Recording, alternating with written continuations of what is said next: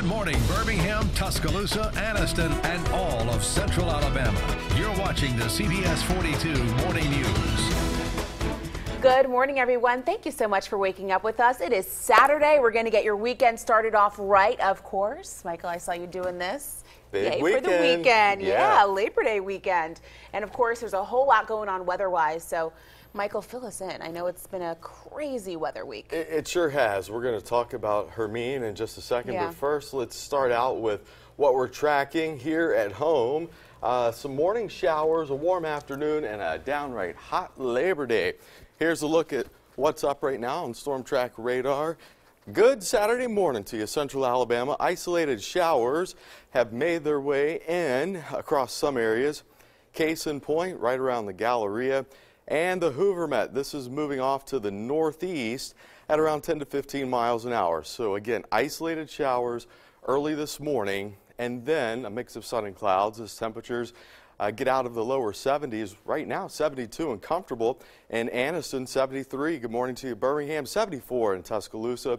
Wind coming in from the east, pretty light at 3 miles an hour. Okay, temperatures climbing into the lower 80s by 11 o'clock this morning. Later on this afternoon, topping out in the upper 80s with a mix of sun and clouds. Our average high for this time of year, 89. In just a few minutes, I'll have the very latest on Tropical Storm Hermine. Alex, until then, I'm going to send it back to you. All right, thank you, Michael. Well, breaking overnight, Birmingham fire crews are called to a home in the 700 block of Jackson Circle. It happened around 11:30 last night. Officials tell CBS42 that the home is completely destroyed. You can see right there in that video, as a matter of fact. They believe it started in the laundry room. Crews say no one was hurt in the fire, but neighbors say one of the family's dogs didn't make it out of the home. Well, to this story, after months of protests and rallies, the Kingston community is finally getting a new fire station. Last night, they celebrated the good news, which hasn't always been so easy. The celebration was in a very special spot. Some that may remember, it was where the old Fire Station 8 once was. That station had been closed and later torn down. Here's a look at who all came out last night. Not only did people living in the Kingston community come out, but also Councilman William Parker. He had been at odds, of course, as many know, with his fellow council members over the delay in getting funding for a new station.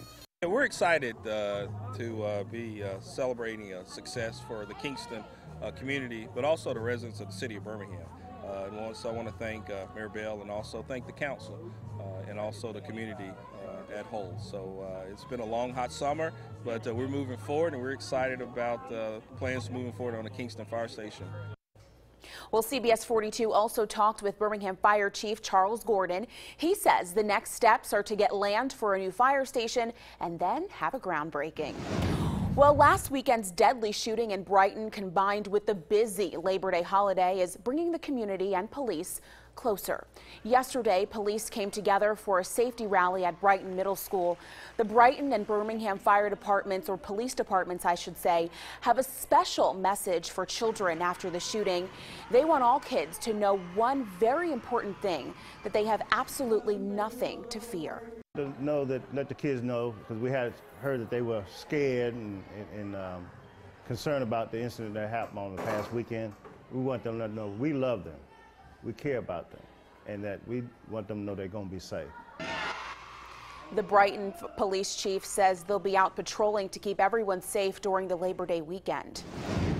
Well, turning our attention to this, right now a judge is denying former Alabama House Speaker Mike Hubbard's request for an investigation into juror misconduct. This newest development is after Hubbard was convicted of 12 ethics violations in June. Well, another new development is that Hubbard will not have to pay more than $1.1 million in restitution to the state. But Judge Jaber Walker didn't rule on Hubbard's request for a new trial either. Walker has left the opportunity open to hear from a juror who claims another juror made biased remarks. Right now, Hubbard is out on bond after being sentenced to 4 years in prison and a hefty fine. The state alleges there was no misconduct and no need for a new trial. Well, we, of course, are working to find out when Hubbard will have to report for his prison sentence. CBS42 is continuing to track the newest developments, and, of course, we'll update you right here on air and also online. Well, right now, a flash flood watch is in effect for North and South Carolina as Tropical Storm Hermine continues to move north. The storm will continue to bring heavy rain and wind through the long holiday weekend. CBS's Kenneth Craig is in Charleston, South Carolina, with how the state is dealing with the severe weather.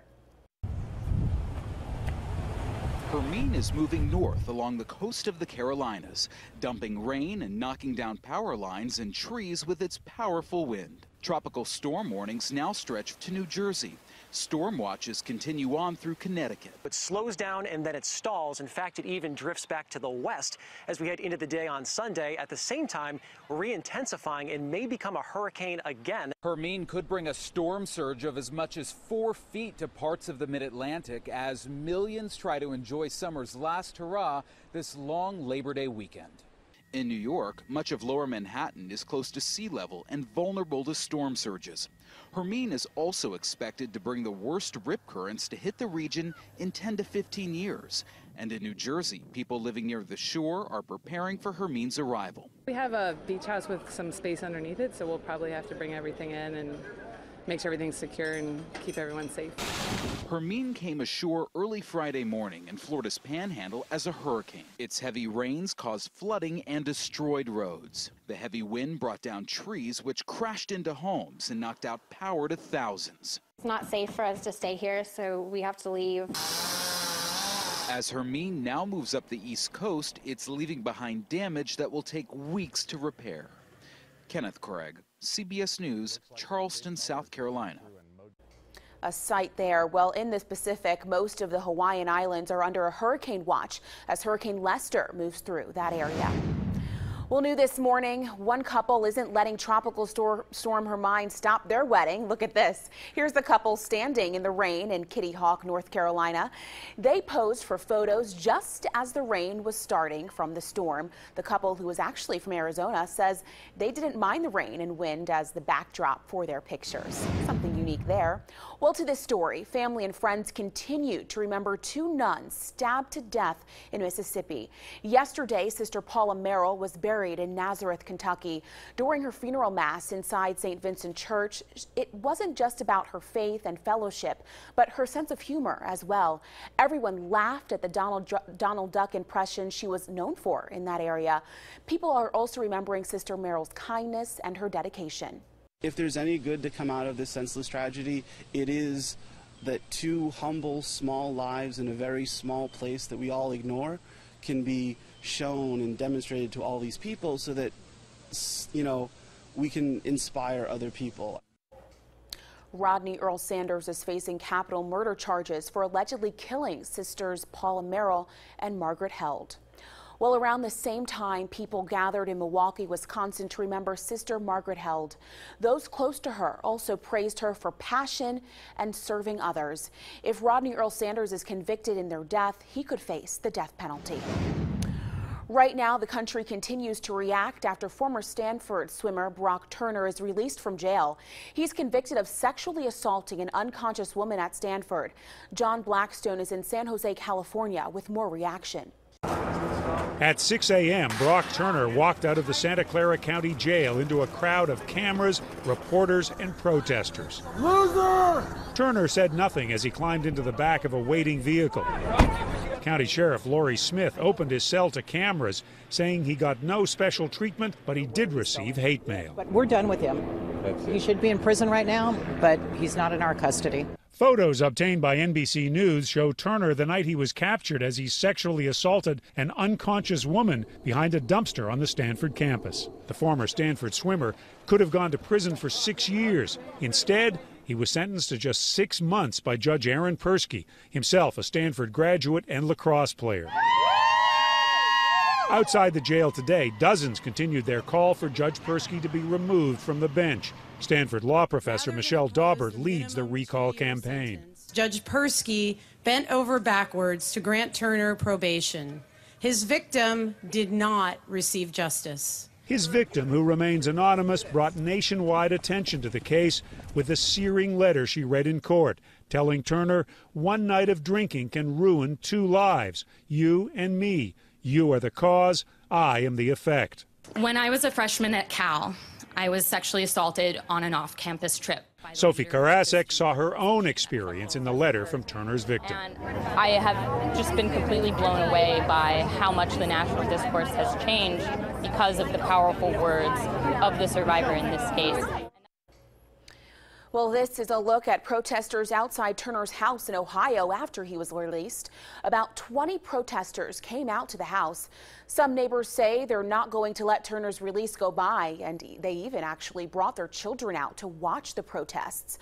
Brock Turner now has 5 days to meet with his probation officer. He'll be on probation for 3 years. Well, turning our attention to campaign 2016, the FBI is releasing 58 pages of documents in its now closed criminal investigation of Hillary Clinton using private email servers, all while she was Secretary of State. Those documents show that Clinton told FBI agents she couldn't recall any training or guidance on handling sensitive information.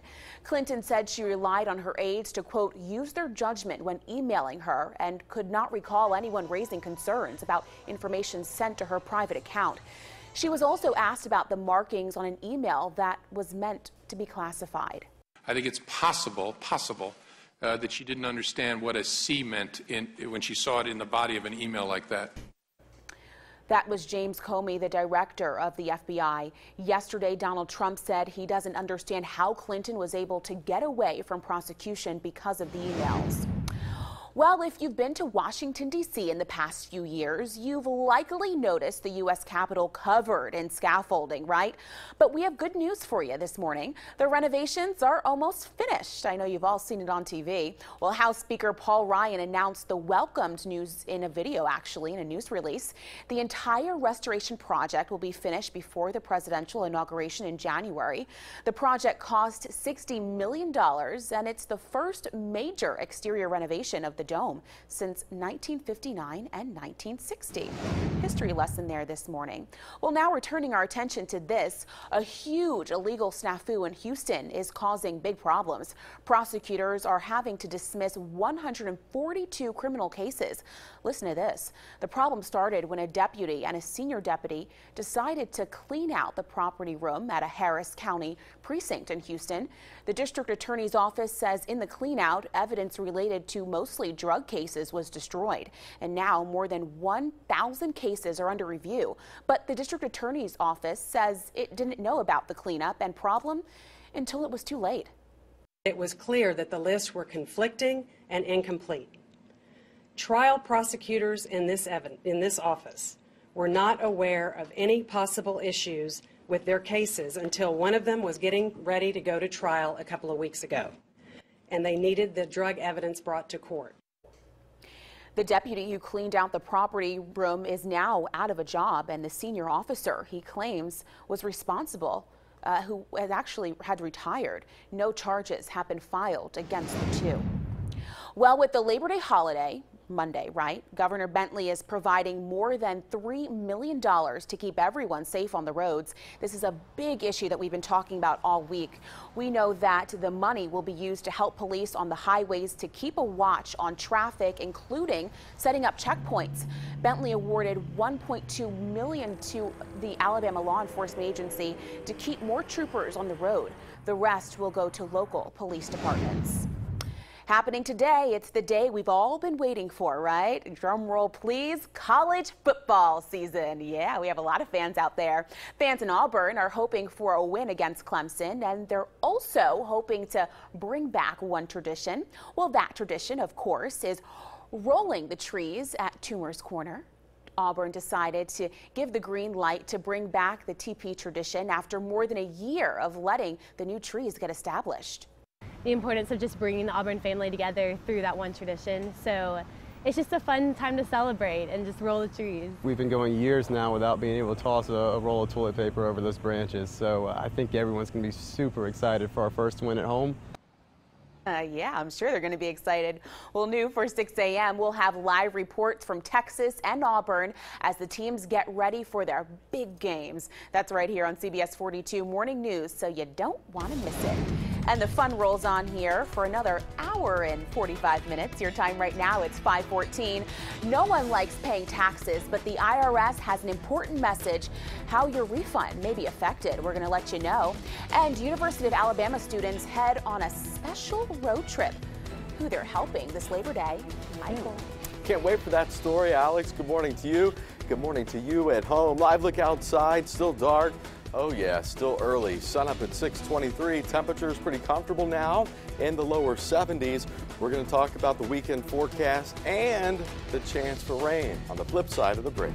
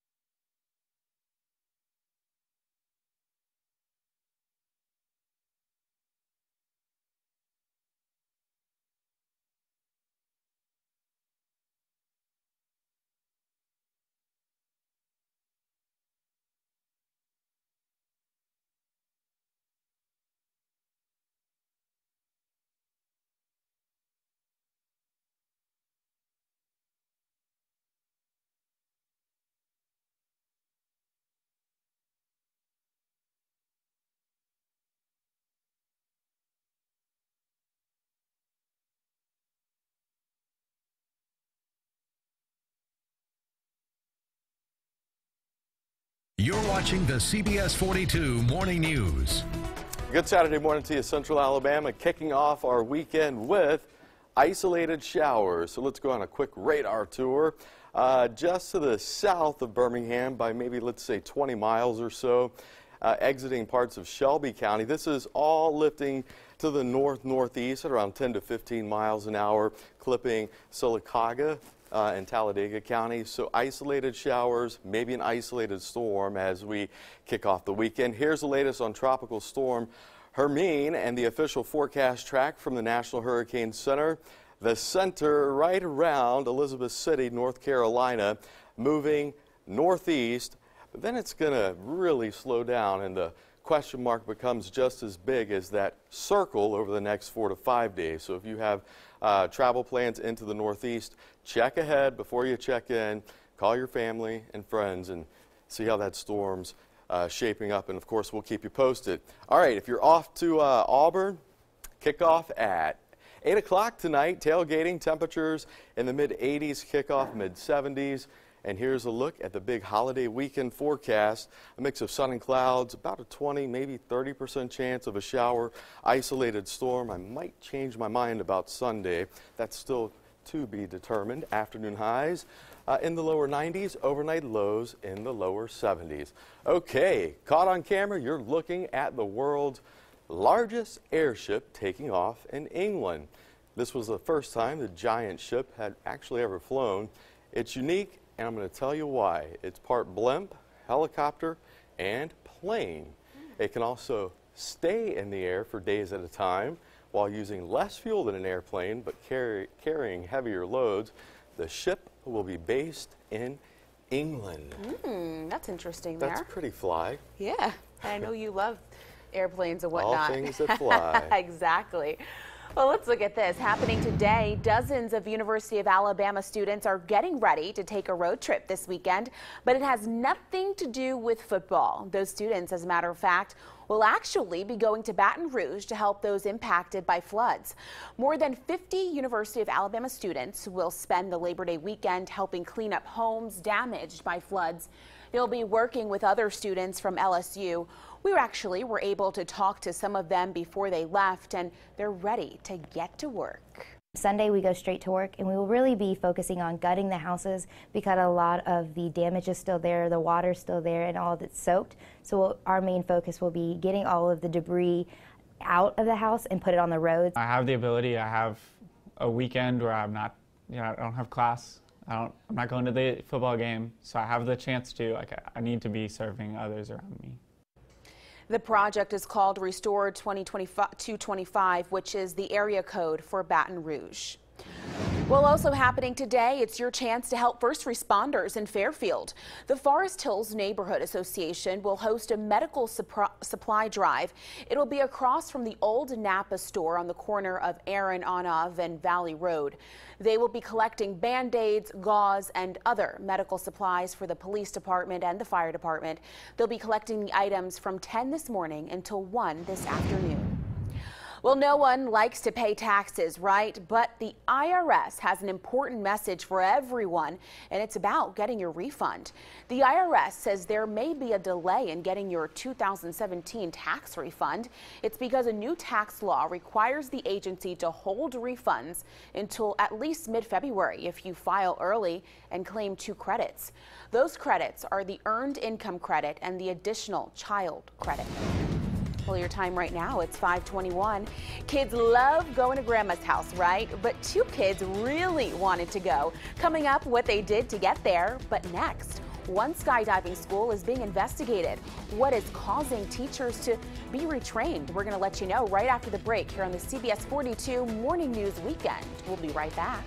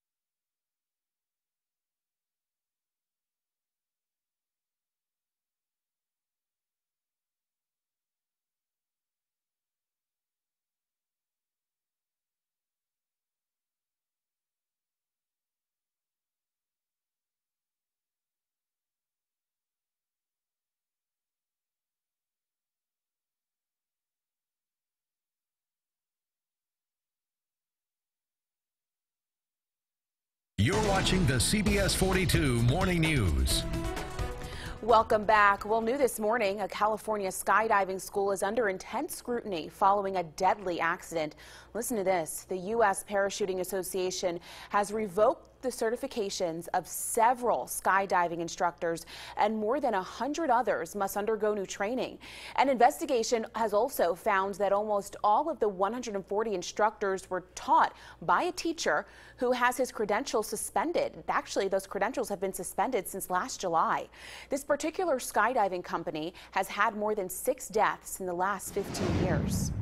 Well, Seattle police are investigating an unusual car accident, and it has a lot of people talking. The crash all started when 2 children allegedly started driving their parents' car. They were going to their grandmother's. 2 neighbors heard loud noises and came running. That's when they found the 2 children in the car. And here's what one neighbor said the kids told her. And I hold the kids both on their hands, and I said, "Where's your mom?" "Sleeping. I want to go to my grandma's house." Oof, not good. Well, those kids are just 3 and 5 years old, and they managed to hit a Volvo during their trip. They really did want to go to grandma's house, but I'm glad to know that they're okay, because that could have gone a totally different way. It could have. Yeah. But it didn't. But it didn't, thank goodness. Yeah. How's it going?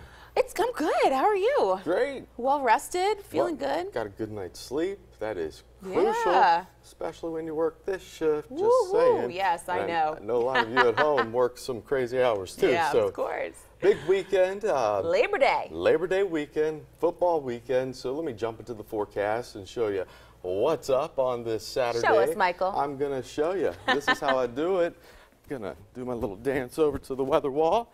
All right, storm track radar picking up isolated showers northeast of Clanton. Basically, what I think is going to happen today, right along the Interstate 2059 corridor and south, we're going to run a chance of isolated showers and, yes, maybe an isolated storm this afternoon.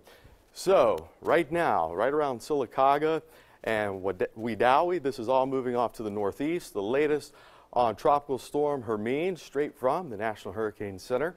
In Miami, max sustained winds right now, 60 miles an hour. It is booking along east-northeast at 21 miles an hour.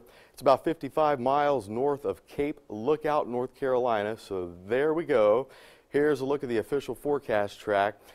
Now, Sunday into Monday, this is where it gets very interesting. A big area of high pressure to the north blocks this and keeps it from moving at that east-northeast motion, 21 miles an hour. Now, it's really going to slow down, and the forecast becomes very uncertain for parts of the northeast. Tropical storm warnings remain in place this morning across the Outer Banks of North Carolina, all the way north to New York City. Outside live, right here across the Magic City. Scattered clouds around, sun up at 6:23 on this Saturday morning. Temperatures currently in the lower 70s. We're going to take that nice steady march into the upper 70s, lower 80s by 11. Later on this afternoon, high temperatures top out in the upper 80s. Our average high for this time of year is 89. And I know there's a big game being played in where? Arlington, Texas, tonight, 7 p.m., Alabama and the University of Southern California. Tailgating, 90 degrees, kickoff 82, and as the game wraps up, 84. And Legion Field Sunday, Miles College and Fort Valley State. Okay, that's the Labor Day Classic. High temperatures in the upper 80s, lower 90s. Here's a look at the next 3 days. What you see is what you get. Hot summer sunshine. Afternoon highs really start to crank up Wednesday, Thursday, and Friday, back into the mid-90s. Overnight lows, not all that low, but I'll take them. Average low for this time of year, 69. I'm ready for like fall and a nice big cold front. Yes. Are you? Absolutely. I want to pull out my boots again, put on a scarf, Okay. a poncho, something. Well, have a good weekend. Yeah, absolutely. Well, we have a whole lot more right after the break. Your time right now, it's 5:28 as a matter of fact. Labor Day, we all know it's a busy time on the road, so still ahead, we have the information you need to know to keep your family safe out there. But next, President Obama is off on a big trip. Why he's in China this morning, we're going to let you know right after the break here on CBS 42 Morning News. A beautiful look over Birmingham. We'll be right back.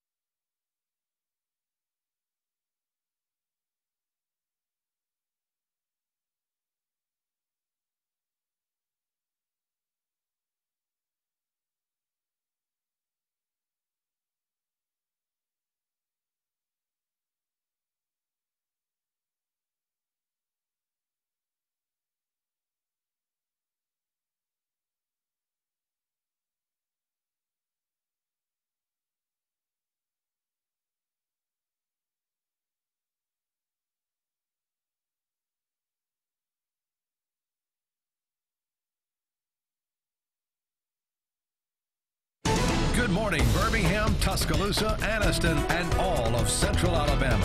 You're watching the CBS 42 Morning News. Good morning, everyone. It is Saturday. I know you are happy, right? You all probably have a cup of coffee in hand, maybe catching up on the news with us, right? Well, of course, thanks so much for joining us. We are going to check in with weather first with Storm Track meteorologist Michael Smith. And Michael, it has been a busy weather week for you all. Yeah, it sure has. Hermine, as you've probably heard, kind of a big deal, especially a holiday weekend. We'll talk more about that in just a bit. But first, live look outside. We're looking north across the Magic City. Sun up at 6:23. Temperatures right now in the lower 70s. Good morning to you. Beham 73, 72 Anniston, 74 in T-Town. We've got that east-southeast wind. Pretty light right now with scattered clouds and isolated showers northeast of Clanton, south of Anniston. I'll take you in closer. And this is moving off to the northeast. Make that east-northeast at around 10 to 15 miles an hour. So a hit or miss shower early this morning as temperatures get out of the lower 70s into the low 80s by 11. And later on this afternoon, a mix of sun, clouds, and an isolated storm. Can't rule one of those out as we climb back into the upper 80s. Okay, Clemson and Auburn go at it at Auburn today. 8 p.m. kickoff, temperatures in the mid-70s, but prior to that, temperatures in the mid to upper 80s for tailgating. And as the game wraps up, temperatures in the lower 80s. And again, Alabama taking on University of Southern California. Kickoff 7 p.m. Arlington, Texas.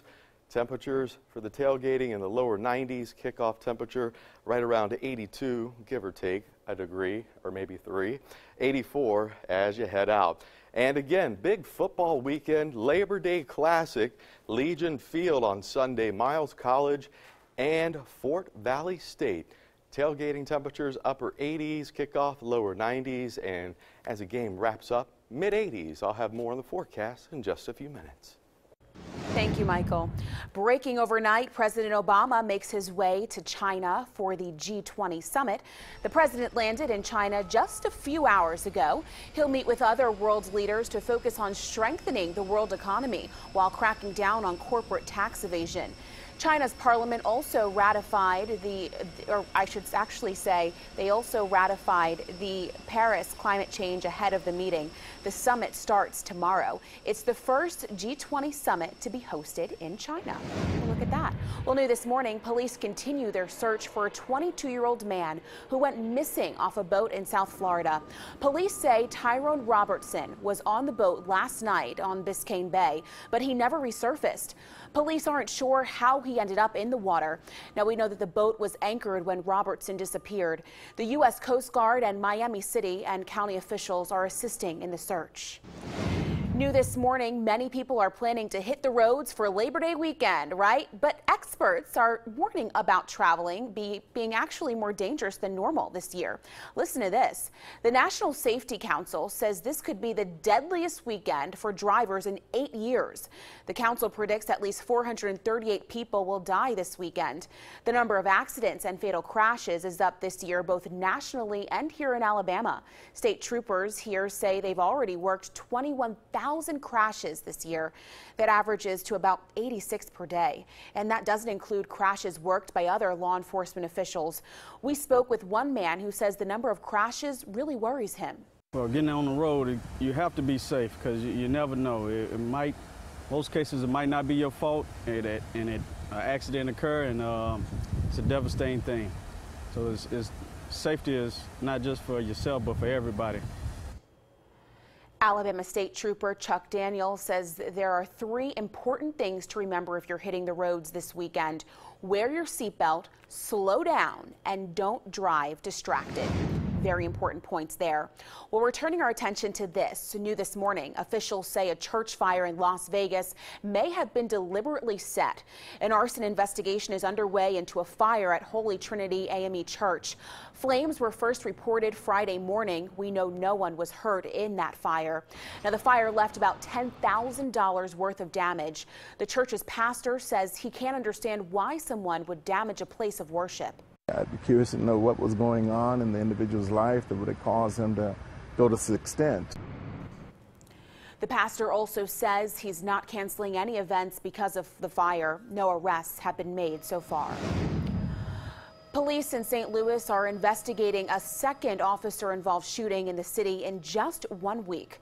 Officials say officers killed a suspect who opened fire on them after pulling him over for a traffic violation on Friday. They say he was actually a convicted felon who was violating his patrol.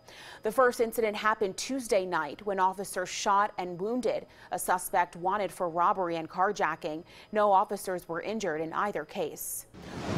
Well, meanwhile, authorities in New Orleans have released dash cam video of a police-involved shooting that ended in a suspect's suicide. Travers McCall reports. Here's a look at the video taken from the dash cam of an NOPD cruiser on August 21st. You see 37-year-old Bernie Porcher emerge from the right of your screen, raise his arm, and open fire on 3 police officers walking down Law Street. 2 officers exchange gunfire with Porcher, who gets shot twice and falls to the ground. Moments later, the police video shows him taking his own life. We're not showing you that portion of the video, but police say Porcher used this handgun to fire at them, and the ballistics show it's the same gun he used to shoot himself. As we have done in every police-involved shooting since I've been the chief, within the first days of the incident, we brought the family of Mr. Porcher into the Public Integrity Bureau, and they had an opportunity to view this video, and I personally met with them about the circumstances of this incident, and they were grateful for that opportunity. The NOPD says Porcher opened fire on Louisiana state troopers prior to getting into the gun battle with the NOPD and then taking his own life. Porcher shot 1 trooper in the arm. His injury is not life-threatening. LSP followed Porcher and 2 other unidentified men who they say were in a stolen vehicle. Police are still looking for those men, but inside that car was this assault rifle. And they are willing to do whatever it takes to keep from going to jail. Their actions gave our officers no choice but to respond with deadly force. Well, the video's release is part of a New Orleans Police Department policy to make police video of shootings and other critical incidents available to the public. Well, we are learning more about what happened before a man killed 5 people, including a pregnant woman in Cintronelle. Court records say Derek Dearman confessed to taking meth before those murders. Sorry, don't do drugs. Well, that was Dearman speaking after being extradited from Greene County, Mississippi. Detectives say he confessed to attacking 3 men and 2 women while they were sleeping inside a home on August 20th. But earlier this week, Dearman pled not guilty. Well, right now, Birmingham police are trying to figure out who killed a man found early Friday morning near the BJCC. The man was discovered on 9th Avenue North just before 2 a.m. He had been shot several times. If you have any information, please call Birmingham Police. New this morning, police in one Wisconsin city are reaching out to parents to remind their children of BB gun safety. Police say it's a nightmare that officers are faced with on a daily basis, as a matter of fact, trying to figure out if a gun is real or not during a tense situation. The Stevens Point Police Department confiscated 3 BB guns from a group of teens in the area who were shooting at cars, buildings, and even people. People in that neighborhood say they can't always tell if a gun is real or if it's fake, and many are worried about their children playing outside. You know, people think BB guns are harmless, but, you know, some of the more powerful ones, they shoot metal BBs. It's terrifying. Nobody wants a gun or gun-like object pointed at them. Police are actually now asking parents to make sure children are properly supervised and know they are practicing the safe handling of a gun. Also, double-check ordinances on where it is safe to shoot in your city. Important points there. Well, now we're turning our attention to this new this morning. Officials in Dorchester County, South Carolina are apologizing after accidentally killing millions of honeybees. An aerial spray of pesticide used to control mosquitoes actually killed those bees. Registered bee owners are supposed to be warned about the sprayings, but this time they weren't. Beekeepers in the county say they're devastated, but hope this is a teaching moment. You can point fingers and blame everybody. That's not going to accomplish anything. But if we turn this into a teachable moment that how important bees are to the environment, how unhealthy it is to aerial spray. Well, honeybees are the world's most important pollinator of food crops, and they are dying at an alarming rate due to the extensive use of herbicides. Fewer bees mean a smaller food supply. New this morning, the mayors of San Francisco and Oakland are teaming up to convince residents to pass a tax on sugary drinks. Voters in Oakland will weigh in on Measure HH, while voters in San Francisco will decide on Proposition V this November. They're called soda taxes because it could actually cost people even more if they don't drink soda. The tax actually affects the soda distributors. Grocers pay the distributors at a higher cost. Then once the drinks are delivered, the connection to the drinks end, and the tax can be passed on to any item in the store. It wouldn't be an ideal thing to just raise one thing. I would prefer to spread it out a little bit so it won't seem as affecting. Opponents say the measure leads to price increases across grocery stores and restaurants, while supporters of the tax say it will reduce consumption. Well, happening today, one of the most popular stars of the hit show NCIS is in Alabama today. Polly Perrette is heading home for the opening of a new fire department in Equality. She plays Abby on the hit show. Perrette's father is a Coosa County Commissioner and president of the Equality Volunteer Fire Department Board. She will be there at 10 this morning for the dedication. The new season of NCIS premieres right here on CBS42 on September 20th. I know we're going to have a lot of viewers for that, right? Well, your time right now, it's 5:43. We have an important recall your family needs to hear. Ahead, why some muffins are being recalled. But next, President Obama has a new species named after him. Why a fish is involved? Michael. All right, good Saturday morning to you, Central Alabama. Live look right now. Outside, dark, early, you betcha. Isolated showers on the radar. I'm going to show you that. And we're going to talk football and the holiday forecast right after the break.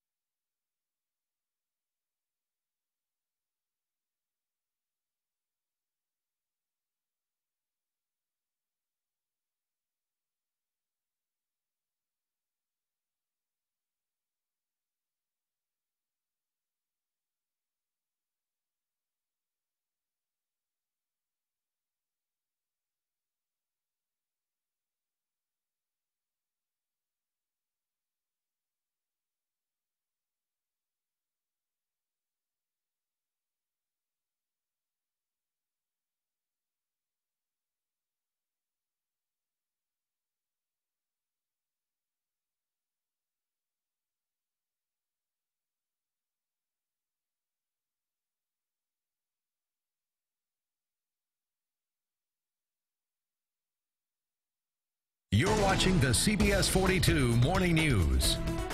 Good Saturday morning to you, Central Alabama. Thanks for joining us. Rising and shining. Got a few showers early on the Saturday morning. So let's take a closer look. Coosa County, Clay County, these are moving off to the east-northeast at around 10 to 15 miles an hour. So we're running the chance of isolated showers early this morning, maybe a storm late this afternoon, but not a washout this weekend. That's not the case up and down the East Coast. Here's the latest on Tropical Storm Hermine, the 4 o'clock advisory coming in from the National Hurricane Center. Max sustained wind at 60 miles an hour, moving east-northeast at 21 miles an hour. That's a great forward motion. However, it is expected to slow down in its forward motion over the next couple of days. So the forecast track, look at the cone here, becomes very big and actually wide. So places like Atlantic City, New York, Hartford, Boston could be dealing with a lot of rain, wind, coastal flooding. We'll keep you posted on that. Right here at home, temperatures currently in the lower 70s, going to make a run for the lower 80s as we get into the mid-morning, right around 81 by 11. Later on this afternoon, a mix of sunshine with clouds. Again, a very slight chance of an isolated shower or storm, mainly along and south of Interstate 2059. And a real quick check on at least this football game. We'll get to a lot more of them for you as we head throughout the morning show here. Tailgating, Auburn 86, kickoff 75, and as the game wraps up and you head out safely, 81. I'll be back in just a few minutes with a complete check on your Storm Track 7-day forecast. Alex? Thank you as always, Michael. Well, new this morning, a high-end shop in Michigan is saying no to cash payments, and that's because the store only allows credit cards these days. Rob Maloney investigates the new policy. Detroit's Kid and Ace is one of those Tony new shops where you can spend $328 on a scarf on sale from $368. Inside buying today was attorney Mike Delora of Troy, who got quite the surprise at the register. He pulled out $100 bills and handed them over. And lo and behold, they don't take cash. Depending on your perspective, you could call it the Kid and Ace bonus. They don't take cash. Particularly, it's a pretty upscale place. Yeah. So you figure they want people coming in with a little bit of money in their pocket, spending cash, you know, and it's easier to spend too, you know, it's cash. The 50-store chain says it's all about making the buying experience seamless and efficient. You know, I think that makes sense for Kroger. Does it make sense for a high-end, you know, retailer that's in $110 pants? I don't know, you know what I mean? Like, how big of a line are they really going to see in this store that they're going to save that much time taking a card over cash? On the flip side, Kid and Ace shopper Sarah Warland. Were you even aware that they don't take cash? No.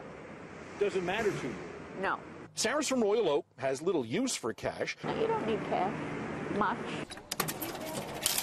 To her, cash does indeed impede progress, and while you can try and invest your money to make more, she's liking the so-called cash back feature of particular charge and credit cards. I carry cash to break down into smaller cash, you know, quarters and dollar bills and things like that. But do I ever pay with cash? No. But what about privacy? So if you want somebody to know that you buy your $1.78 at Starbucks every single day, or you spend $120 on pants that you're probably too old to wear, then everybody's going to be able to see that in your individual bank statements.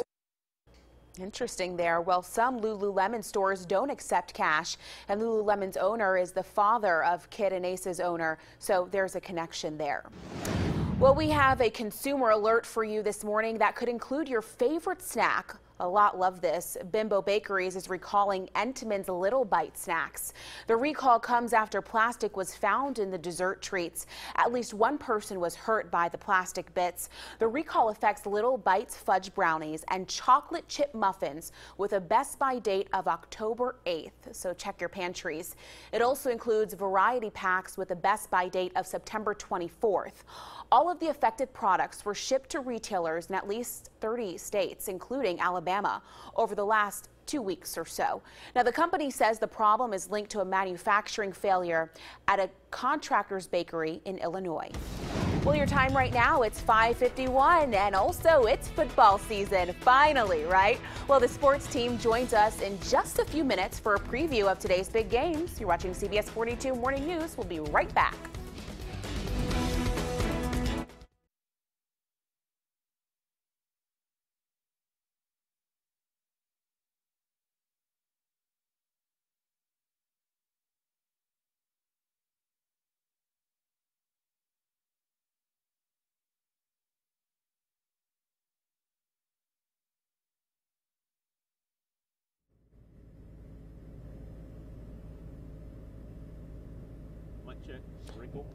Yeah, I got you. Mic check 1, 2, 3, 4, 5, 6, 7, 8, 9, 10. Good morning.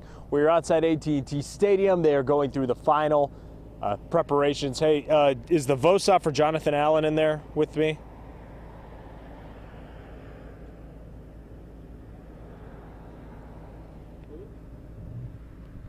Is there a VOSOP in for me?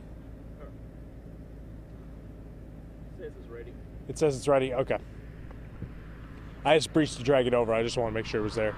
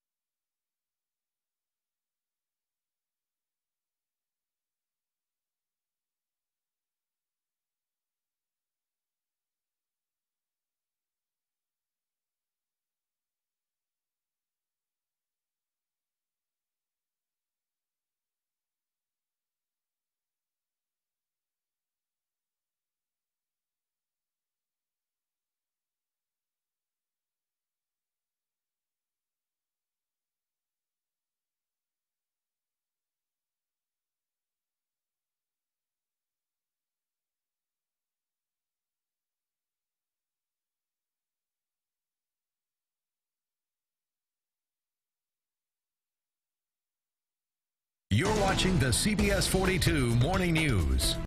All right, everyone, let's get a check on your weekend forecast. Michael, how's it looking? All right, let me show you how it's looking. Live look outside. Good looking on this Saturday morning. Sun up at 6:23, so we're cutting across the mountain, looking off to the east. And you can notice those scattered clouds overhead. Temperatures not too shabby, right? Lower 70s. Good morning to you.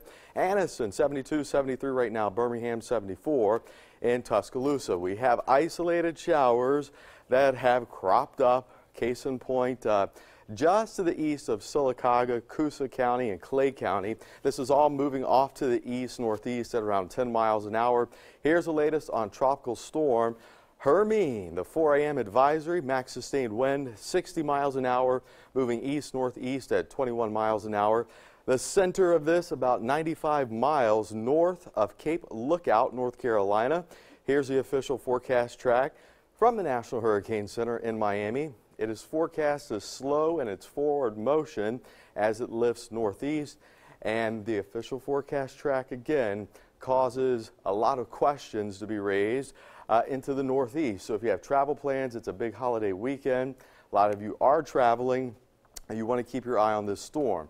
So here's a look at the radar. The rain as far north right now as the Jersey Shore, stretching south to, let's say, Wilmington, North Carolina. Temperatures here at home early this morning, lower 70s, and then we're going to get into the mid and upper 70s late morning and lower 80s as we head into the afternoon. Early afternoon, 83, should top out right around 88 by 3. Okay, you may have heard about this big football game being played in Arlington, Texas. Bama and the University of Southern California, 7 p.m. tonight. Tailgaters, temperatures, if you're wondering, I don't think it really matters to a lot of tailgaters what the weather's doing, but I'm here to tell you what it should be doing. 90, kickoff 82, make that the lower 90s. It'll feel, I don't know what I just said. Let me do this. Let me back up on graphic. How you like that? That's what the backup button's for. Okay, kickoff 82, and as the game wraps up, 84. All right, now the Labor Day Classic here in Birmingham at Legion Field on Sunday. Legion Field, temperatures in the upper 80s, lower 90s for kickoff as the game wraps up. Temperatures in the mid 80s. Okay, it is a big holiday weekend. About a 20% of a shower or isolated storm. I'm going to go ahead and throw that in for the next hit all the way through Monday. Highs get hot, 94 on Wednesday. Alex? Looking good, Michael. Well, your time right now, it is 5:56, and football season is here, and fans all across the state are excited. I know you are too. Next, we have live reports from Texas and Auburn as Alabama and Auburn prepare for the big games. You're watching CBS 42 Morning News. Sun's coming up there. Live look over Birmingham. We'll be right back.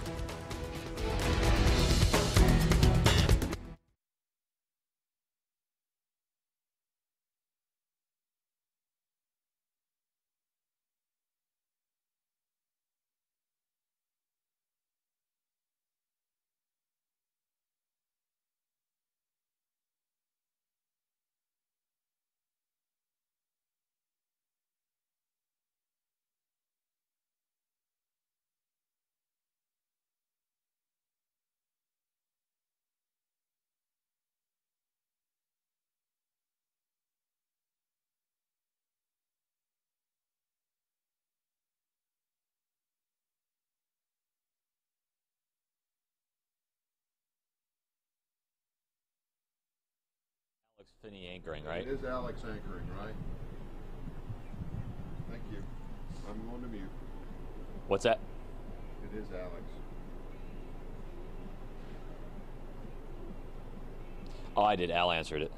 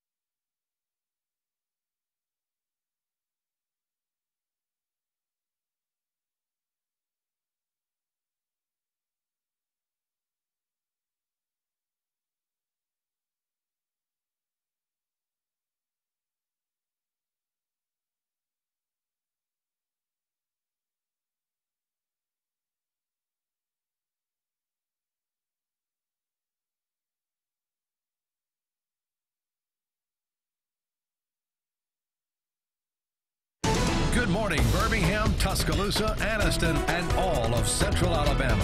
You're watching the CBS 42 Morning News. Good morning, everyone. It is Saturday. Thanks so much for waking up with us. I am Alex Finney.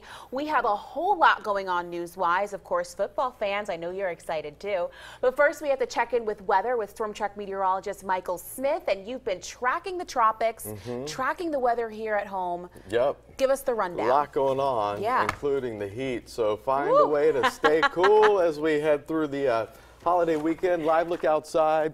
Sun up in 23 minutes. Scattered clouds around and isolated showers south of Interstate 20. I'll take you on a little radar tour. Coosa and Clay County, these are moving off to the east at around 10 to 15 miles an hour. The latest on Tropical Storm Hermine. Wind sustained at 60 miles an hour, moving east-northeast at 20. There's the center right there, about 95 miles north of Cape Lookout. North Carolina, the official forecast track from the National Hurricane Center over the next 5 days slows it down. It will slow down, I should say. An area of high pressure to the north will kind of block this from zipping along like it's doing now. So coastal concerns from Atlantic City, New York, up to Boston. The rainfall continues to come down at a very good clip from the southern tip of New Jersey right around Atlantic City. This is lifting to the north. Tropical storm warnings are in place. Here's what you need to know to get up and go about your business on this Saturday morning. Okay, once the sun comes up, temperatures will respond into the lower 80s by 11, mid to upper 80s between 2 and 3. I'll have much more on our holiday weekend forecast coming up in just a few minutes. All right, thank you, Michael. Breaking overnight, Birmingham fire crews are called to a home in the 700 block of Jackson Circle. It happened around 11:30 last night. Officials tell CBS42 that the home was completely destroyed. They believe it started in the laundry room. Crews say no one was hurt in the fire, but neighbors say one of the family's dogs didn't make it out of the home. Well, turning our attention to this happening today, college football may have kicked off Thursday night, but football Saturdays are officially back starting today. Nick Saban and the Crimson Tide are in Texas for a matchup with USC. But first, we head down to the Plains where Clemson will take on the Auburn Tigers. CBS 42 sports director Chris Brees is in Auburn. Hey, Chris. Yeah, hey Alex, good morning. Not like we haven't been waiting for this for about 250 days now, ever since that title game that Clemson played in, by the way, about January 11th to be exact, actually. You know, you look at the spread on this game, the national pundits who put lines in Las Vegas. This spread, 7.5 points, seems very low when I talk to people who know football. Guys like Brett Musburger, Jesse Palmer, who are going to be on the broadcast booth tonight. They say they thought Clemson was going to be a 10, maybe a 12-point favorite, and that line down to 7.5 was very surprising to them. So I asked Brett Musburger, what does Auburn have to do to stay competitive in this game? He said it is all about the first 15 minutes of the game. If they can stay engaged, if the fans can stay in it, make Clemson uncomfortable, Auburn's got a chance if that first 15 minutes goes their way. So that the kids believe, and then the fans start to believe, and then the home field really kicks in. But if they give up a couple of quick touchdowns in the first quarter to this high-powered offense, it'll be Katie bar the door. They'll turn the lights out. That's when you're up against a really good team like this. The first quarter is absolutely critical. And that is easier said than done when you're going up against the guy who everybody thinks is going to win the Heisman Trophy in 2016, and Deshaun Watson. Alex, coming up at 6:30, I'll be back. We'll talk to Brett's broadcast partner, Jesse Palmer, get his thoughts on the game coming up. An 8 o'clock kick tonight. Alex, back to you. All right, we'll see you then, Chris. Well, our team coverage continues this morning as we head to Arlington, Texas. That's where reigning national champs Alabama will take on USC tonight. CBS 42 sports reporter Chris Wrinkle is just outside AT&T Stadium. Chris, how's it looking over there? Well, it's pretty empty right now. As you can imagine, they don't kick off for a little over 12 hours, but in just a few hours, I'm sure the tailgaters will be arriving here in droves as Alabama and USC, two of the blue bloods of college football and really throughout college football history, will be kicking off. Now, for the Crimson Tide, the big story is their defense this year. It was so good last year. They lost a lot of NFL talent, but it's a next man up scenario. When you have that next man up scenario, though, it's always nice to have some returning veterans to kind of bring everyone along, and that's what the Tide have in Jonathan Allen. He was a huge piece that said no to the NFL, at least for one more year. He is back. He is ready to go and to lead this defense again. He thinks that they could be even better this year. Well, you always want to be better than the year before, but I mean, probably the bigger goal is to be just as best as you can. You know, as a defense, we go out there and we feel like we've competed to the best of our abilities. I mean, there's nothing more you could do. So that's kind of our goal going into each season. It should be a great game. Week 1 and 2 of the top 25 teams facing off here. Alabama and USC kickoff at 7 o'clock tonight. Alex? All right. Thank you, Chris. Well, we have a brand new update for you this morning. After months of protests and rallies, the Kingston neighborhood is finally getting a new fire station. Last night, they finally got the chance to celebrate that good news. Now, the celebration, it was in a very special spot. I'm sure some know.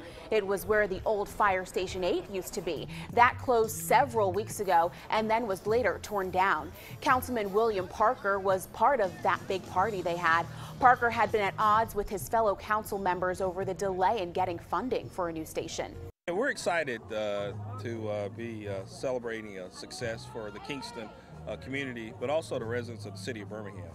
And also I want to thank Mayor Bell and also thank the council and also the community at whole. So it's been a long, hot summer, but we're moving forward and we're excited about plans moving forward on the Kingston Fire Station. All right, well, CBS 42 also talked with Birmingham Fire Chief Charles Gordon. He says next they plan on getting land for a new fire station, followed by a groundbreaking.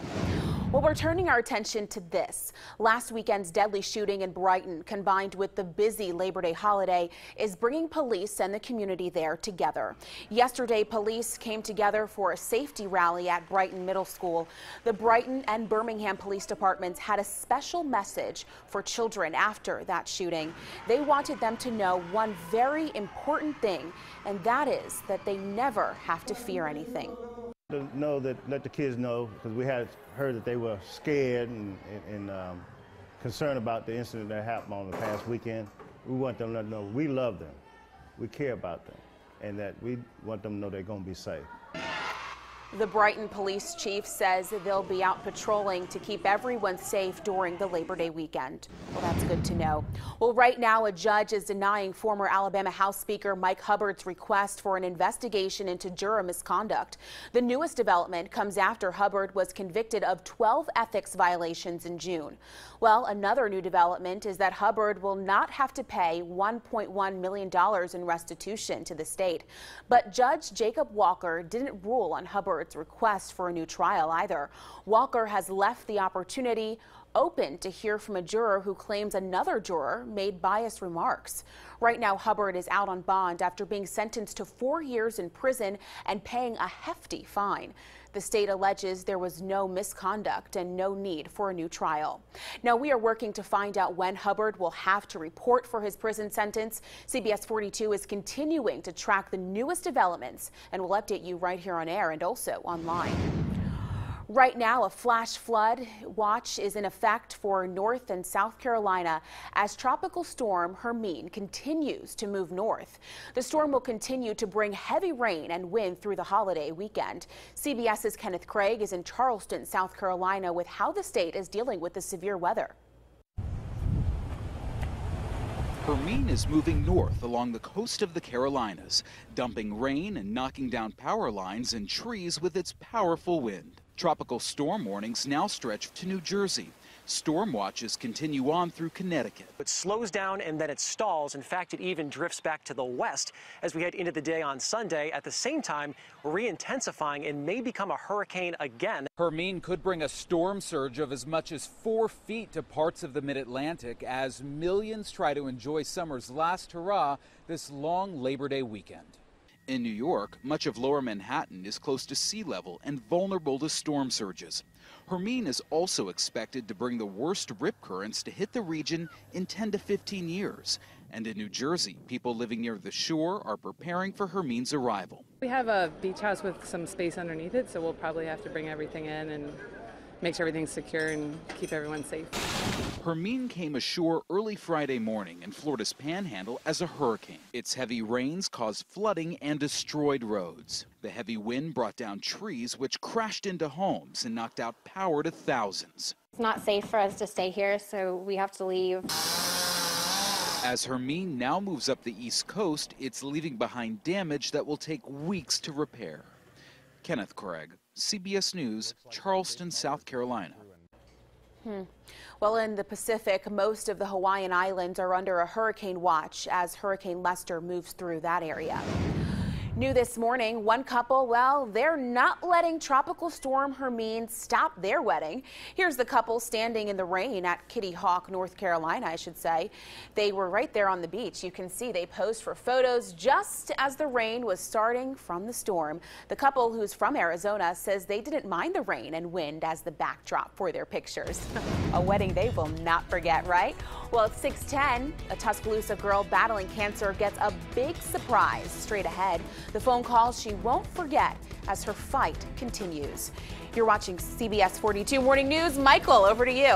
That's right, and thank you for watching. Good Saturday morning to you. Live look outside on this Saturday morning. Sun up at 6:23. We've got scattered clouds and a few showers. We're going to talk about it and my storm track forecast.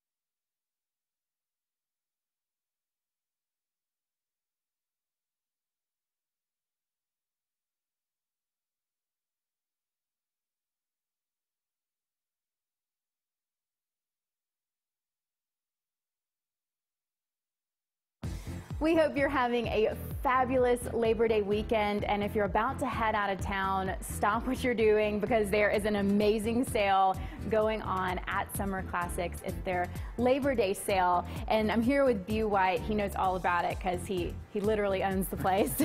So talk to us about this awesome Labor Day sale. So we're selling our floor samples at 60% off.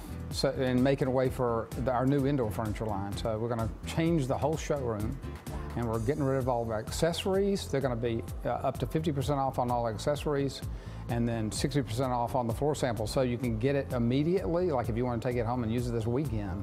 So people can literally just load it up and take it home. Yes.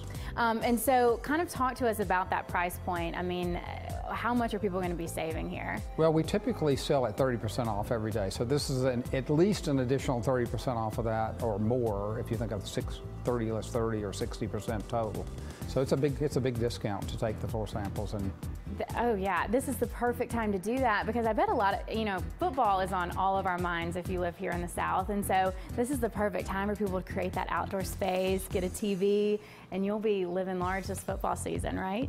Yes, and typically what happens is by Monday there's barely anything left because our floor gets barren, because you're selling everything off the floor. So is that the trick? I mean, that's what I was going to say, for our viewers. I mean, do they need to get here as quick as they can? Well, we have a lot of people that shop Summer Classics over and over. So this is the time if you want a particular piece that's on the floor to get it.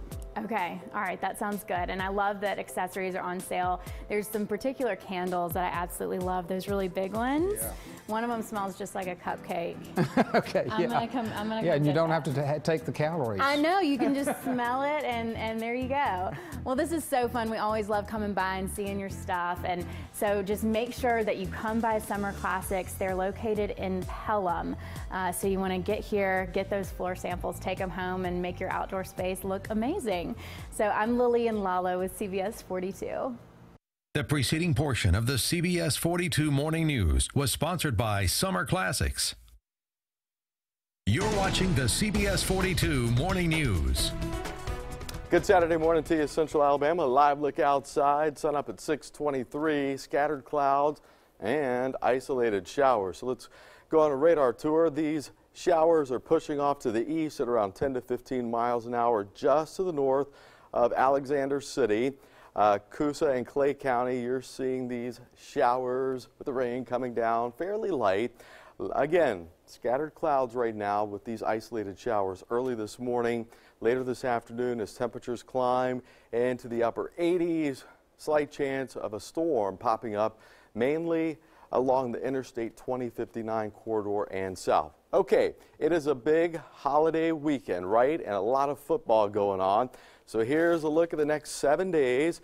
About a 20% chance of those isolated showers and or perhaps storms all the way through Monday. And then the heat is really cranking up as we get into the middle of next week. Wednesday, 94. Average high for this time of year is 89. Anytime you need the forecast anywhere, you can download our free weather app. Search WIAT 42 Weather, hour-by-hour forecast, weather alerts, live interactive radar, and a whole lot more.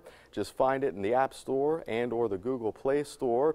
I'll have more on the football forecast coming up in just a few minutes. Alex? Turn our attention to this. Hold on, I'm coming. I'm going to read it. I'm going to read it. Outer space story. That's right. New this morning in outer space, a record-breaking, newly discovered galaxy cluster. NASA's Chandra X-ray Observatory and other telescopes are to thank for the discovery. And the distance from planet Earth, in case you are wondering, about 11.1 billion light years away. Galaxy clusters are the largest structures in the universe that are held together by gravity. The discovery pushes back the formation time of galaxy clusters by 700 million years. I think I had my head up in that cluster in outer space, but that's what's happening on this Saturday morning in space news. We learned a little bit there about that. Yeah, always. Always. Well, let's turn our attention to this sweet story. Right now, a Tuscaloosa teen battling cancer gets a phone call from her favorite country music band, and her excited reaction was all caught on camera. CBS 42 News reporter Lee Garner has been following Angel Eaton's battle with cancer since 2014. She's in Tuscaloosa with this touching story. September is National Childhood Cancer Awareness Month, and back in 2014, Tuscaloosa Mayor Walt Maddox made the same proclamation, all in honor of Angel Eaton. I'm thinking about you. And Thursday morning, Angel Eaton got a phone call she won't soon forget, but more on that in a minute. That was pretty cool, even though I kind of already knew I was a queen. We first met Angel back in 2014 when her friends threw her a surprise prom. She beat cancer toward the end of 2014 and would celebrate 15 months without Ewing sarcoma. But in the same week that her mother would deliver her baby sister, Angel was sent home on hospice. The cancer was back full force. We don't have a lot to smile about. You know, she's in a lot of pain. She gets very frustrated, very agitated. She doesn't know where she is a lot of times. So Angel and her family and friends make moments to smile about. A trip to the zoo, a walk around the neighborhood, an early 19th birthday party. Well, anytime that there's something that can make her smile, I mean, that's all I care about. Back to Thursday morning, and the phone rang, and Angel's favorite country band, Florida Georgia Line, was on the other end. And so I was like, baby, Florida Georgia Line's on the phone, and man, her eyes popped open. Angel's mom tells us that music is how she's been coping through her treatments, and Angel instructed the band they need to come to Tuscaloosa. In Tuscaloosa, Lee Garner, CBS 42 News. Such a great story. Well, Angel's mom says Florida Georgia Line found out about Angel through a massive effort to reach them on social media. It actually all started with a Tuscaloosa radio personality. Well, your time right now, it's 6:20. It's an unusual world record that was just waiting to be broken after the break. Just how many hot dogs did it take to break this streak? We'll let you know. You're watching CBS 42 Morning News live look over Birmingham this morning. We'll be right back.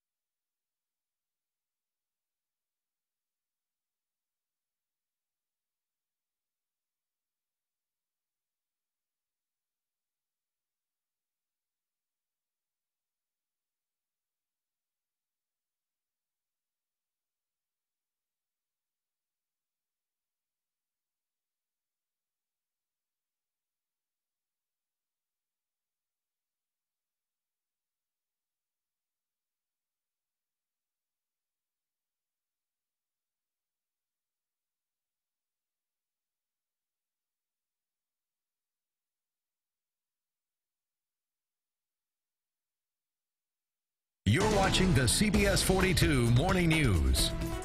Welcome back. Well, new this morning, in celebration of their 100th anniversary, Nathan's Famous broke a pretty impressive and delicious world record. Listen to this. You're watching history right there in the making, with a little help from 9-time international hot dog eating champion Joey Chestnut. Nathan's broke the Guinness World Record title for world's longest line of hot dogs. The line included 1,916 hot dogs that stretched more than 950 feet in length in New York's Grand Central Terminal.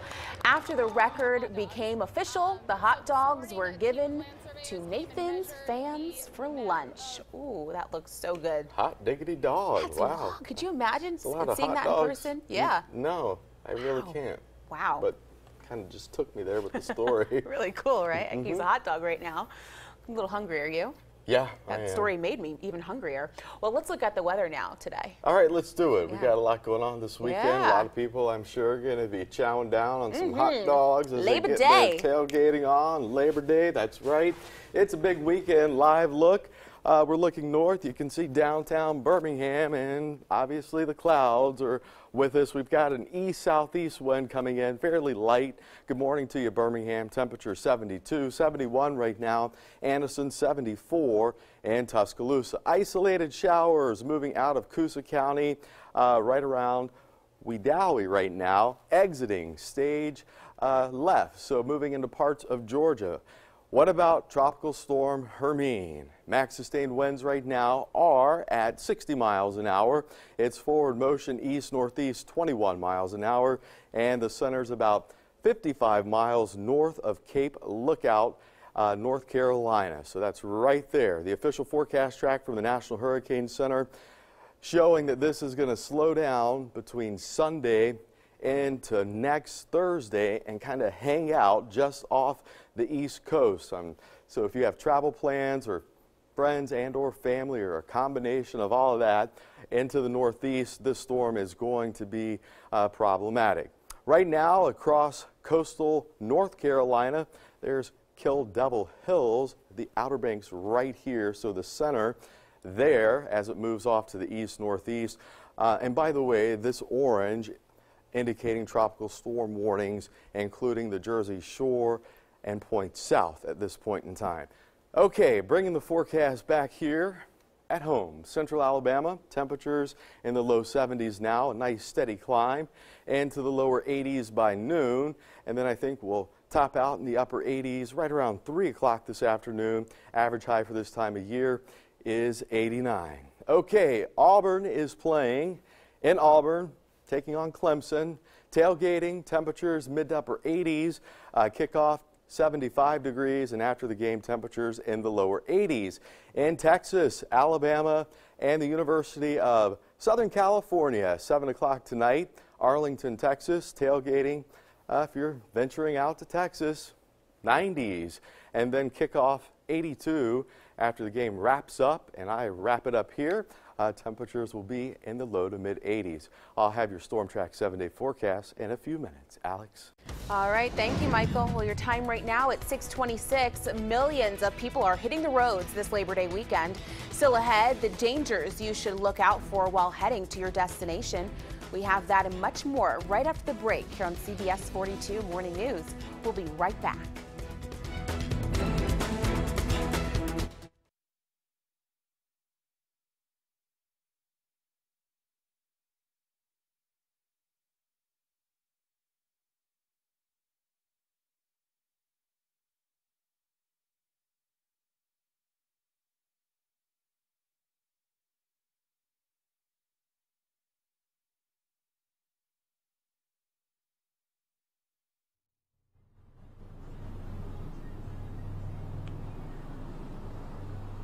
Yeah, I got you.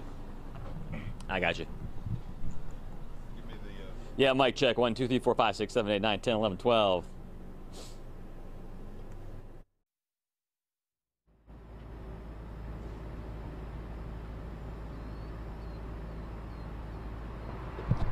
Yes, I do. Hello. Tell Brees I say hi and I miss him. Hey, did you guys see I dragged over a Vosot? Kind of miss him, but I can live without him. Ouch. Al says he can definitely rip live out my without heart, him. why don't you? Whatever, Al. You miss me.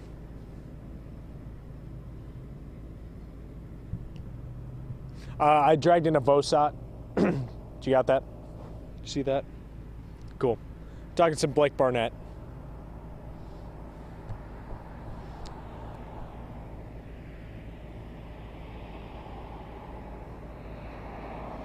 The genius that is Jesse Palmer. You know, someone once called me a poor man's Jesse Palmer.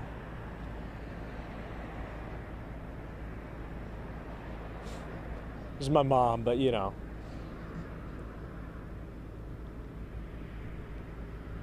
I definitely could. I could get the scruff going too. I'd be such a good Jesse Palmer impersonator. Whatever. Straight bro. He was sweating and pitting through his such shirt. He's a wearing bro. like his little We know athletic this. tee, and he's got his hair all spiked up. He looked like he was ready to go on The Bachelor. Oh wait.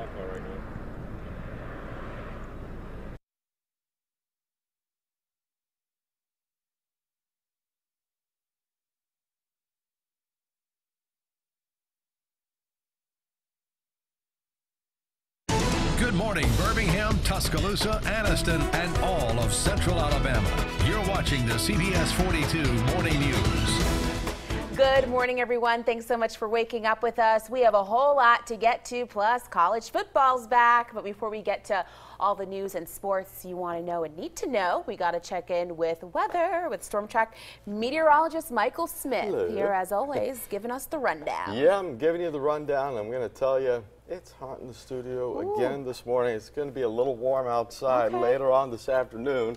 Right, Alex? Yes. All right. It's going to be hot. Yes, it is. Okay, live look outside across the Magic City. I know we've got clouds overhead and isolated showers and spots. I'll show them to you on Storm Track radar in just a minute or less. Let's talk temperature. 72 right now, Birmingham Shuttlesworth International. 71, good morning to you, Anniston. 74 in Tuscaloosa. Okay, here's a look at the showers isolated in nature. South of Interstate 20, just north of Alex City and Rockford. These are all moving off to the east at around 10 to 15 miles an hour. Okay, here are the latest numbers, stats on Tropical Storm Hermine, the 4 a.m. advisory. Wind sustained at 60, moving east-northeast at 21. The center of this is 95 miles. Is that 95 or 55? 55. Squinting. Yeah, 55 on that monitor. North of Cape Lookout, North Carolina. Okay, the official forecast track from the National Hurricane Center in Miami showing this slowing down Sunday into Thursday. So coastal concerns from Atlantic City, New York, Boston, up to Hartford. The rain lifting north, as far north now. Well, it's on the approach to Atlantic City where tropical storm warnings are in place. Real quick, let me show you your day planner for this morning. Temperatures will get out of the 70s into the 80s. I'll have more on the forecast coming up in a few minutes. Alex. All right, thank you, Michael. Well, happening today, college football is back in action. It's a Tiger versus Tiger matchup down on the plains. But first, we head out west for a preview of the Crimson Tide. CBS 42 sports reporter Chris Frinkle is in Arlington this morning. Hey, Chris. Well, good morning, Alex. Things starting to move a little bit here at AT&T Stadium. The staff is starting to set up for the massive amount of tailgaters that you know are going to show up in just a few hours. But for the Alabama Crimson Tide and the USC Trojans, a marquee matchup on this week one. And for the Tide, the biggest question this offseason and last offseason and the one before that was the quarterbacks. Who's going to start at quarterback for Alabama? Well, we're a little closer to knowing that. And the hot name that everyone's talking about right now, Blake Barnett. He's come out of nowhere. Many thought that he would transfer because there was no chance he would actually start at Alabama, but he's starting to get a lot of noise as maybe he could be the starter. And Nick Saban says he just has that passing talent you can't ignore. He's got a little better knowledge of the offense, and he's more confident, I think, in what he's doing. He's gotten bigger and stronger, and he's throwing the ball effectively. And throwing the ball effectively is what they're going to have to do to beat USC, as the Trojans return a pretty experienced and improved defense and an offense that's going to throw the ball all over the field. So it should be a great, very close game for the Crimson Tide and a great test here in week 1. But we are hours away from kickoff here at AT&T Stadium, and you can feel the energy starting to rise. Alex? All right, all excited for that. Thanks, Chris. Our team coverage continues this morning down on the plains. Clemson heads to Jordan Hare in a Tiger versus Tiger battle. CBS 42 Sports Director Chris Brees is in Auburn. Hey, Chris. Good morning, Alex. You know, we just heard Chris Frinkle talk about the problems that Alabama is going to face against USC. Let's times that by about 10 with Auburn playing Clemson, the other team that was in the national title game on January 11th. And there's not much more you can say about Auburn in this game getting an upset then. They've got to start early and quick and fast like we talked about earlier at 6 a.m. But also this, keep in mind, this might be the best week that Auburn has a chance of upsetting a team like Clemson, solely because week 1 has so many questions for every team. Whether you were 13-1 last year or 7-6 like these two teams were, Clemson goes into this national title game, yes, a huge favorite, or this game tonight, I should say, a huge favorite, but they have intangibles and questions, and special teams could be a serious issue too. I talked with Jesse Palmer, the guy calling the game for ESPN tonight. He says special teams could be an issue in week 1. You always have a chance no matter who you're playing. But I do think it's a good thing. Week 1, anything can happen. And let's be honest, Clemson's been hearing all offseason how great they are and how this is a team that could win a national championship. And as you saw with Tennessee last night against App State, some of these student athletes sometimes read the clippings. Maybe it goes to their head. So I think for sure it's an advantage Auburn getting this game week 1. And what Jesse Palmer is referring to there was Thursday night. Tennessee was down by 10 points in the second half to Appalachian State, a team they were supposed to steamroll. They had to come back and barely force overtime and won the game in OT 20-13 on a fluke touchdown that fumbled in the end zone. So Auburn trying to channel good vibes like App State was the other night, that anything can happen in week 1 of college football. Alex? All right, thanks, Chris. Well, breaking overnight, President Obama makes his way to China for the G20 summit. The president landed in China just a few hours ago. He'll meet with other world leaders to focus on strengthening the world economy while cracking down on corporate tax evasion. China's parliament also formalized the Paris climate change ahead of the meeting. The summit starts tomorrow. It's the first G20 summit to be hosted in China. New this morning, police continue their search for a 22-year-old man who went missing off a boat in South Florida. Police say Tyrone Robertson was on that boat last night on Biscayne Bay, but he never resurfaced. Police aren't sure how he ended up in the water, but they do know that the boat was anchored when Robertson disappeared. The U.S. Coast Guard and Miami City and county officials are assisting in the search. Turning our attention to this, new this morning, many people are planning to hit the roads for Labor Day weekend, right? I'm sure you might be as well. But experts are warning about traveling being more dangerous than normal. This is really important. You'll want to listen to these numbers. The National Safety Council says this could be the deadliest weekend for drivers in 8 years. The council predicts at least 438 people will die this weekend. The number of accidents and fatal crashes is up this year, both nationally and here in Alabama. State troopers in our area say they've already worked 21,000 crashes. That averages to about 86 per day. And that doesn't include crashes worked by other law enforcement officials. We spoke with one man who says the number of crashes really worries him. Well, you got to take it seriously for 2 reasons. One, you don't want to get in no accident, and 2, life is important. You know, life is too short if somebody died behind the wheel or a passenger or anything. It's way too short. Alabama State Trooper Chuck Daniel says there are 3 important things to remember if you're hitting the roads this holiday weekend.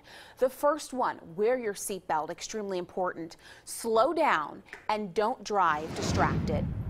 Well, we are learning more about what happened before a man killed 5 people, including a pregnant woman. This happened in Cintronell. Court records say Derek Dearman confessed to making or actually taking meth before those murders. Sorry, don't do drugs. That's Dearman speaking after being extradited from Greene County, Mississippi. Detectives say he confessed to attacking 3 men and 2 women while they were sleeping inside their homes on August 20th. But earlier this week, Dearman pled not guilty. Right now, Birmingham police are trying to figure out who killed a man early Friday morning near the BJCC. The man was discovered on 9th Avenue North just before 2 a.m. He was shot several times. If you have any information, please call Birmingham Police. Turning our attention to this, right now the federal government is adding an herbal drug to a list of illegal substances. We've been following this drug, actually. The Drug Enforcement Administration will start banning kratom at the end of the month. It will be classified as a Schedule I drug. Now, the DEA says actually those drugs have a high potential for abuse.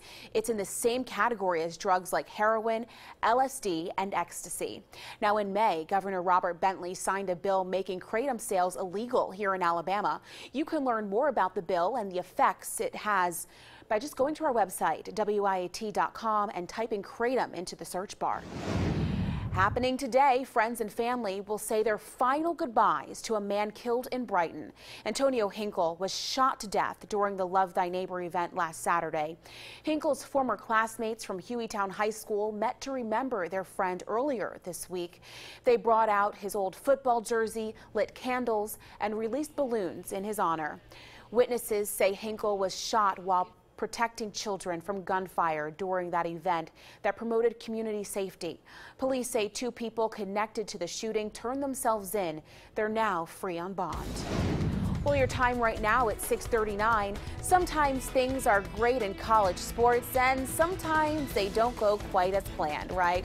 Well, next, the start of the season that definitely wasn't what this team had in mind. Good Saturday morning to you, Central Alabama. A live look outside. We've got clouds overhead and isolated showers. Temperatures not too bad, low to mid 70s. We're going to talk about the Labor Day weekend forecast and some football and that trip up after this.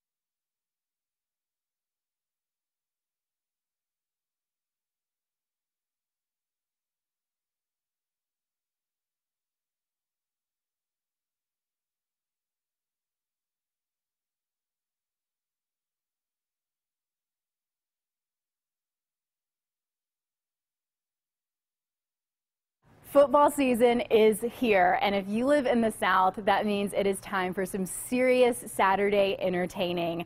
And did you know, fun fact, you are 82% more likely to entertain if you update your kitchen area and living space. That's a great fact. It's a great fact. This is my friend Brian with Home Depot, and you are an expert when it comes to countertops and kitchens. And tell us about what you have here at the Home Depot. Absolutely. Well, this is the perfect time of year to start planning those things. We've got the holidays right around the corner. Football season is here. So depending on what you're wanting to do in your kitchen, we can definitely fit whatever timeline or budget that you may have. That's perfect. And so if I'm wanting my kitchen completely redone by Thanksgiving, yes, I don't need to be calling you 2 weeks before? No, you need to be calling us right now. Come in the stores, visit us, look at your options, and kind of see what, again, what your goals are for a kitchen and your budget, things like that. So tell us kind of what you have. I mean, these are some beautiful just samples I'm looking at. Walk us through these. Okay. Well, first looking at countertops, this is always one simple thing that you can do without having to have a total kitchen renovation. But we have here some granite samples. Also, we have some new recycled materials that we have offered here at the Home Depot, the geostones and also the Decton. These are both recycled materials. This is recycled glass. The Decton is recycled glass as well as porcelain tiles. So it's just a beautiful look, you know, modern, updated. You can go almost anything here. You can do your traditional colors here. You just all different kinds of options for different functionalities in your kitchen. And then you also have all of these examples right here, which I love all the color options you have. Yes, what are we looking at? This is our refacing program. So if you don't want to have to be without a kitchen for several weeks or months, this is a great option, you know, for you. The budget is half, if not a quarter, of what it would be for a total kitchen renovation. Basically what this service is, they'll come out and measure your existing cabinets, and they'll basically come in and put new doors and a new cover over your front of your cabinets. So it's still your cabinets, just your cabinets. Different color and better. Brand new kitchen, yes, absolutely. That's good to know. And so this would be for the people that maybe do wait too late to update. Yes, this can typically be installed in a week or less. Oh, that's nice. And beautiful colors. That's what's so fun. I love looking at all these samples. And so how do we make this happen? Okay. Like after I've picked my colors, picked my cabinets, what's next? Okay. Come into our stores, visit any of our experts here in the store that can walk you through any kind of consultation, whether it be countertops, refacing, new cabinets, get you on the right path. We have installation professionals that come out to your home, measure everything that you have, come back to the store, finalize everything, and you're on your way. So you don't have to go out and look for someone to install it. They take care of you right here at Home Depot. I love Home Depot. It is just the best when it comes to options, and especially this time of year when it's so much fun to update, get that new look for the new season. I'm Lillian Lalo with CBS 42. The preceding portion of the CBS 42 Morning News was sponsored by the Home Depot. You're watching the CBS 42 Morning News. Whew, okay, we are back on this Saturday morning. Good morning to you, Central Alabama. Live look outside, checking out the Magic City. Scattered clouds overhead with isolated showers in spots. Lower 70s on the thermometer. Birmingham, Anniston, Tuscaloosa, you're at 74. Here's what's up right now on our Storm Track radar. These isolated showers cutting across parts of Central Alabama. North of Alexander City, these are moving off to the east and to the south, maybe 10 to 15 miles an hour at best, but they're isolated in nature. Here's what you need to know to get up and go. Do whatever it is you got to do on this Saturday. Big holiday weekend, right?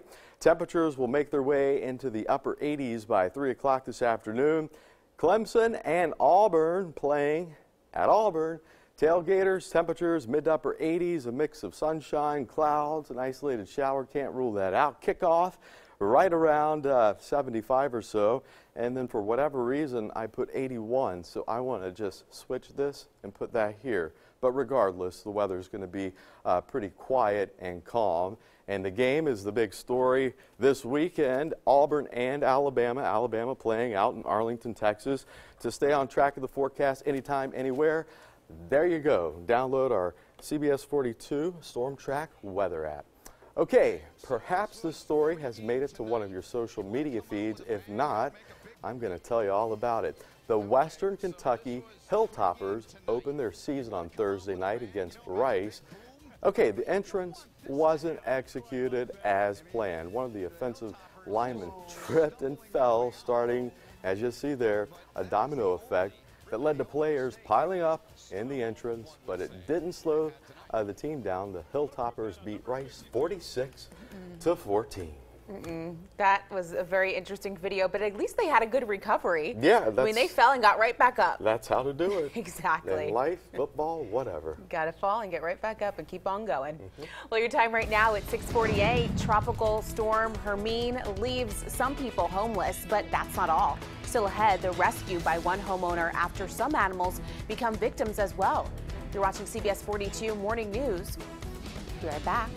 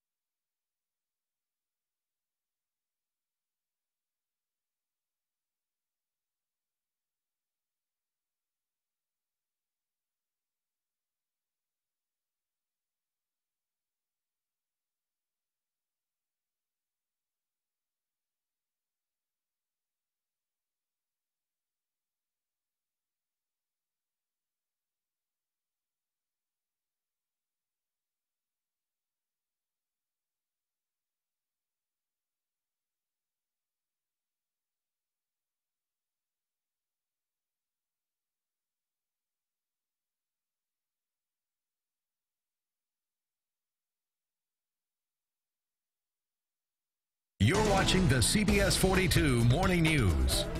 Good morning, everyone. All right, we're going to get a track, or I should track. Yeah, we're going to do that. We're going to get on track. We're going to get on track, and we're going to look at your forecast for today. Had a little tongue twister. It happens. There. All right. Let me take it over to the weather wall. Okay, gotcha. Live look outside on this Saturday morning. Scattered clouds overhead. Temperatures now in the lower 70s. We've got an easterly wind in play, fairly light east-southeast at around let's say 5 miles an hour on average. Okay, right now on Storm Track radar, isolated showers south of Interstate 20. These are moving off to the east-southeast, clipping you in Alexander City and moving into parts of West Georgia. Here's the latest on Tropical Storm Hermine from the National Hurricane Center in Miami. This is a new intermediate advisory coming in at 7 o'clock this morning. Wind sustained at 60 miles an hour, forward motion east-northeast at 21 miles an hour. And the center of this is, got to look over here, 10 miles now, north-northwest of the Oregon Inlet in North Carolina. So the official forecast track calls for this to slow down Sunday into next Thursday. Coastal concerns across the Northeast. For us here at home, again, starting out in the lower 70s, we're going to ramp it up into the lower 80s between 11 this morning and 12 o'clock this afternoon. High temperatures top out in the upper 80s. Okay, Alabama and the University of Southern California kick off at 7 p.m. Temperatures in the 90s for tailgaters.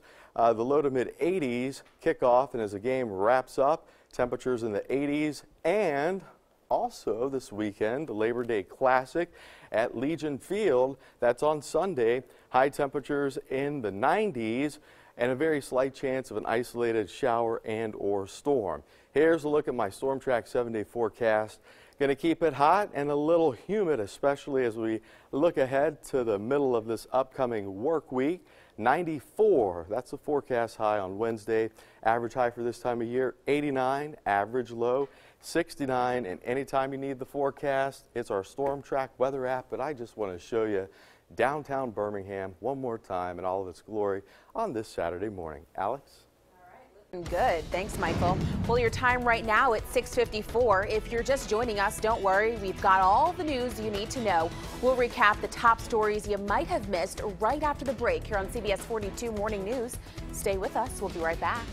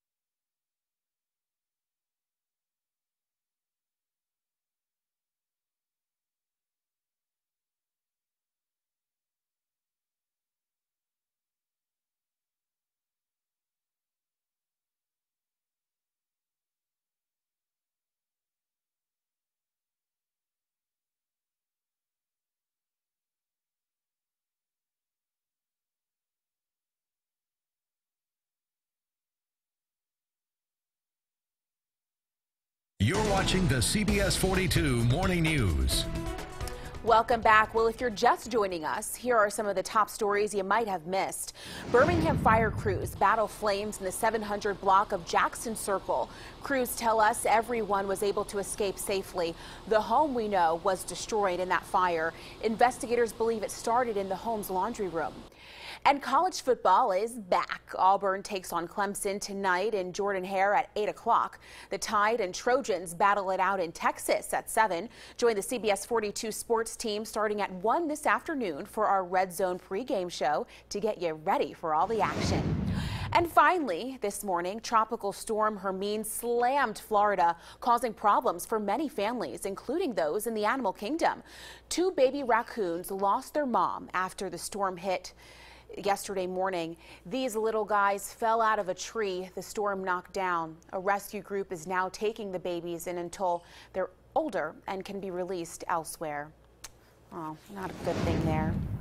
Nope. I wonder if my mother was involved with that. She is a rescuer when it comes to animals. Okay, live look outside. Good Saturday morning to you, Central Alabama. Clouds overhead. Temperatures right now in the lower 70s. 72 right now, Birmingham 70, and Anniston, Tuscaloosa, sunshine and 73.